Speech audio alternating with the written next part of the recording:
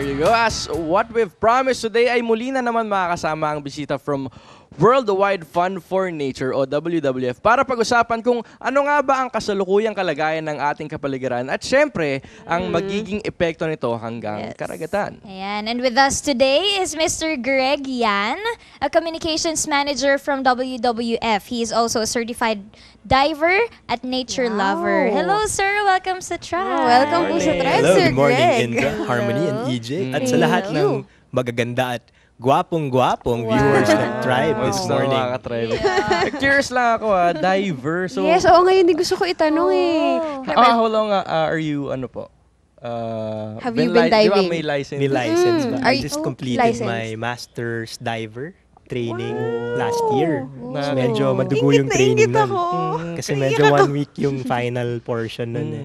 Tapos my may training rin kami goodness. actually, parang trinain kami to assess the Tubataha Reefs. I think nag-guest rin kami sa Net 25 for that eh. Tapos inikot namin yung scarring sites ng US at Chinese vessel. So medyo daming nakitang pating doon. Inikot talaga. Ako sa experience niya, gusto ko Nakakatuwa. ma-experience. Kasi ito, di ba yung last month is galing akong Coron. So parang naiingit ako dun sa mga divers na, ay nako. Anyway. Coron, yun yung Coron ano, pala yun yung the ako. top site for wreck diving sa Ayun buong po. Pilipinas. So, medyo... Yan mo, Ate ano Indra, lang, silip-silip lang magda-diving yung din nagawa tayo. ko. Pero ito po, sir, before we proceed sa ating discussion, can you tell us briefly po, what is WWF all about? Alright, so para po sa ating viewers, WWF stands for the Worldwide Fund for Nature. Ito yung pinaka-matanda, although wala sa atin ditong matanda ngayon, pinaka-well-established. Bata. Kasi pati yung mga viewers natin, young at heart yan. Yes. At pinaka may presence in most countries na environmental organization. In short, what we do is to provide solutions to a host of environmental challenges, ranging from the malapit na kasi maging extinct ng maraming endangered species to climate change, all the way hanggang sa paglaban sa pollution or pag-manage natin ng ating mga natural resources tulad ng forests and seas. So yun po yung ginagawa ng WWF. So again, it's a very extensive, parang, what would you call it? Organization. Anywhere you are on planet extensive. Earth, surely may mga WWF scientists or researchers na nakatago lang. Parang underground minsan, tapos nasa Ayan, puno. cute. Andun lang yan. Always watching for mga poachers. Parang ano pala to? Survivor? Spice. Parang survivor. In fact, Spice tatawagin ko na yung mga factor. friends. Okay, labas Ay, na. Wala pa pala. Ayan. Pero sir, what are the common environmental issues po or problems nowadays na kinakaharap particularly natin sa mga kalsada or particular po tayo sa dagat, no, pag WWF. Ano po yung mga ano? Okay, so EJ, isa sa pinaka main concerns natin would be too much plastic pollution. Talaga Naku, dami-dami niyan. Kahit saan tayo tumingin, minsan daming nakakalat. Ultimo yung mga maliliit lang na wrapper ng mga candy. Yes. Diba? Nakakalat yan. And then, although it might seem sometimes as if konti lang sila, when you aggregate the effects of all this plastic pollution, grabe yung epekto niyan sa kalikasan. Scary. Tons of plastic. Oo, tsaka hindi lang kasi pa isa-isa yan eh. Oo. Isipin mo, ang daming tao sa buong mundo and isipin mo rin kung ilan doon yung nagtatapon lang kung saan-saan ng plastic. Tama, true. Indra. In fact, ito just to give our viewers parang for them to use their imagination to see kung gaano karaming plastic. Imagine natin, kada araw, merong 8,000 tons of garbage na napoproduce ang Metro Manila alone. Metro Manila pala. Metro 8,000 Manila, 8,000 tons. In 1 ton, Holy. ganito nakalaki yun, di ba?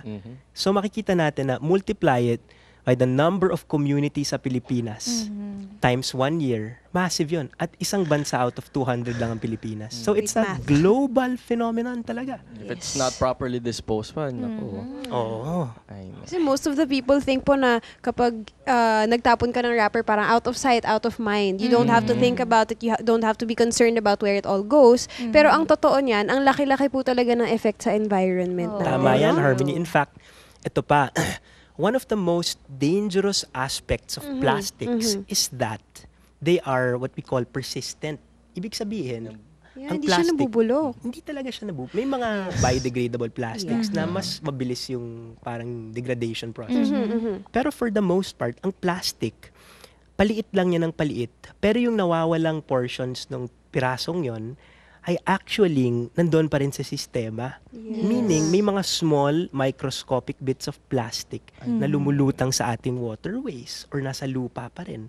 At ang masama dyan, mukha kasi silang plankton. Kasi di ba yung plankton, mukha lang yung shiny Specks little lang things. talaga Yes. yun. Specks lang yun. And to a fish, specks. Kain. I'm gonna eat all these specks, di ba? Oh, Yung alam na yeah. plastic yon. So what happens is, pag yung plastics nag-degrade, photodegrade Yeah. sa dagat, magbumuka silang plankton, kakainin ng small fish. Pag hindi natin kainin yung small fish, kakainin natin yung fish na kumakain sa small fish. Small fish, yeah. Yun. So makakain rin natin yung plastic. So it reminds me of there's this commercial nung kids pa tayo. Sabi dun sa commercial, kung ano yung itapon mo, siyang babalik Babalik sa'yo. Oh, yes. And that's true up until now. So, talagang kapag inisip nyo po, vicious cycle lang talaga eh. Tatapon mo, tas you don't even know it, pero may ingest mo rin siya, no? Which is scary to think about kasi plastic kakainin mo. I mean, kung yung malaking wrapper, hindi mo siya kakainin. Diba? Syempre, that would be weird. Pero, hindi mo alam na yun na rin pala yung ini-ingest mo. Yes. Kaya, At saka, kailangan conscious tayo palagi ang for mahirap everything. doon, hindi siya natutunaw. Oh. Hindi siya natutunaw. Tama Yes. yan. At saka yung cycle, it goes on. It goes and on. Paano pa kaya yung mga susunod na generation, di ba? Tama, Ah. tama. Fortunately, maraming solutions ang WWF at iba good. pang allied agencies sa Yes. pagsugpo sa problema natin sa plastic. Pero how is it yung condition po ng dagat natin dati compared to ngayon? Mhm. Yung dagat natin alone ay malaki na yung difference compared with mga 60 or 70 years. Just to give you guys an idea, noong mga 1900s, or less than 100 years ago, mga 1912, yung Manila Bay, meron pa yung mga dugong. Meron pa yung mga pawikan. Meron pa yung mga billfish, yung mga marlin. Seriously? This Mayroon Manila talaga Bay yan. na ngayon, sobrang ibang-iba na yung itsura. Used to be a home for these kinds of creatures. My Yup. In fact, God. rich yung reefs ng Manila Bay a long time ago. Not even long ago. Less than a century ago. In the greater scheme of planet Earth, wala lang ang 100 years eh. Blink of an eye lang talaga yan. So, in a blink of an eye, nasira natin yung... So, that's just one small example multiply it sa sa the rest of the world. Ports and reef systems all over the world are experiencing similar challenges because mostly of human development and Yes. pollution. Ayun. No. Okay. Actually, So sad, pero very no? hopeful tayo. Yes. Kasi, in fact, isa sa mga studies na nabasa natin recently Yes po. show that coral reefs or natural systems, kapag prinotektahan mo lang, even for just a while, they can bounce back. Yung isang example natin, dalawa yung maganda kasing, if you're a diver, dalawa yung reef systems na maganda sa Philippines. Parang tumatalon yung puso ko pag Ako rin, narinig ko yung diver. dive. Oops. Okay yan. So, Dive tayo, mag-dive tayo. ha? this is also the Yes, cheapest country on planet Earth to learn how to dive. For real. Whoa. Narinig ko rin yan sa friend ko. Mura Wala rin talaga. na. So, magagaling pa yung mga Dead set on instructor diving. natin. Di ba? Yes. At Alright. saka magaganda talaga yung views Yes, sa underwater. ilalim ng tubig. Foreigners Anyway. pay thousands of dollars to dive here. Oh. Eh sa atin, bibiyahe lang tayo ng Batangas. Andun na tayo. Batangas, Okay, so, no? okay, back to the Bukas. Back to Okay. the topic, sorry. Alright. If you're a diver, dalawa yung main sites in the Philippines. The first would be the Tubataha Reefs. Yun nga yung sa Palawan. Very popular. Grabe yun. The second would be Apo Reef, which is actually larger than Tubataha. Ooh. Tapos, almost as good.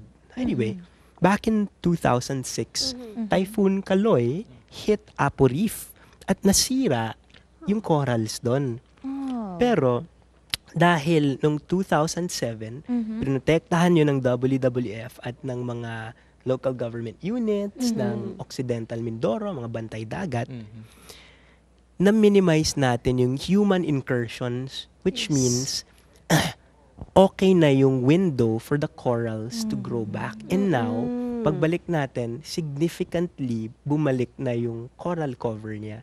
So, kailangan mo lang protektahan and posibleng mabilis naman talaga makabalik. So in a span of how many years po ito? That was 2006, bumaba yung coral cover niya. 6 years. Lumakyat 7 ulit by years. Actually, 2009 yung namin, study That's namin. fast. So, 3 years lang, naka-bounce back na naman siya. And so too will it happen in Tubataha. So, kaya natin yung, Yes. kaya natin yung alagaan. Basta wala lang siyang parang human intrusion sa Yes. kanyang growth.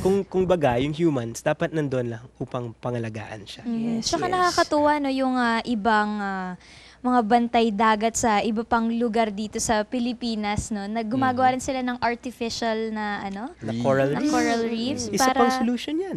Minsan, maglulubog ka ng kotse. Tapos pagkukuryentehin mo yung bakal, mas mabilis mag-grow yung coral. Yung mga ganong technology Daming talaga. factors That's pala, no? good to know. Yeah. Yes, okay. So mga ka-tribe, before tayo ma-overwhelm sa mga information na yan, when we come back, pag-usapan naman natin kung ano ang tamang solusyon to address the problems that we have talked about. But before that, alam nyo ba mga ka-tribe na having an issue with our environment doesn't mean we can't enjoy going out. Di ka lang mag-enjoy, magiging healthy ka pa at hindi makakagastos ng malaki. Watch this. Nice.